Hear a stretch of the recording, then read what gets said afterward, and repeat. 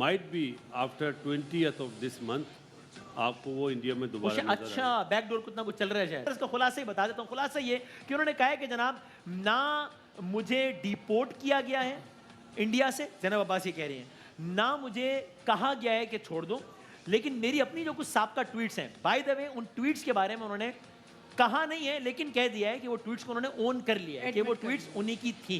इसलिए कि उन्होंने कहा है कि, और ये अच्छी बात है कि अगर इंसान से गलती है तो उसको एडमिट कर लेना चाहिए। उन्होंने कहा है कि I am not proud of those words. उन्होंने उस पर इजहार निदामत किया उन ट्वीट्स पे। उन ट्वीट्स की बिना पर कानूनी कार्रवाई का इंदिया दिया था वहाँ के कुछ लॉयर्स ने।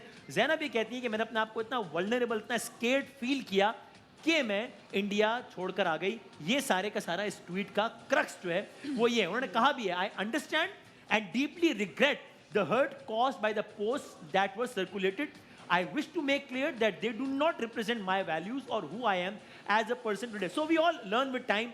हर किसी का एक पास होता है, वो कोई काबिल फ़ख्र ट्वीट्स थी भी नहीं और उन्होंने खुद भी इस पर इज़हार निदामत किया है। लेकिन ये जो इंसिडेंट है बासित भाई, इसमें अब आप क्या कहेगा? वो ऑफिशियल वर्ड आ गया कि अगर किसी ने कोई ऐसा ट्वीट किया भी है जो कि हम खुद कह रहे नहीं, वो कह रहे नहीं करना चाहिए था, उसकी बिना पर ऐसा माहौल बना देना कि एक इंटरनेशनल इवेंट में एक प्रेजेंटर को रातों रात एक मुल्क छोड़ना पड़ गया, उनको इतनी घबराहट महसूस हुई, ये भी तो कोई काबिल फख्र काम नहीं है। वसीम भाई, मुझे जो न्यूज़ है वो ये है कि उन्हें डिपोर्ट किया गया। Okay okay. और ये जो उन्होंने ट्वीट करा ये अच्छी चीज़ है कि उन्होंने एक्सेप्ट करा, और might be after 20th of this month आपको वो इंडिया में दोबारा नजर अच्छा बैकडोर कुछ ना कुछ चल रहा है शायद। जका साहब गए हैं ना जी, जका अशरफ साहब चले गए। माइट बी ज़ैनब वहाँ पे मौजूद हो।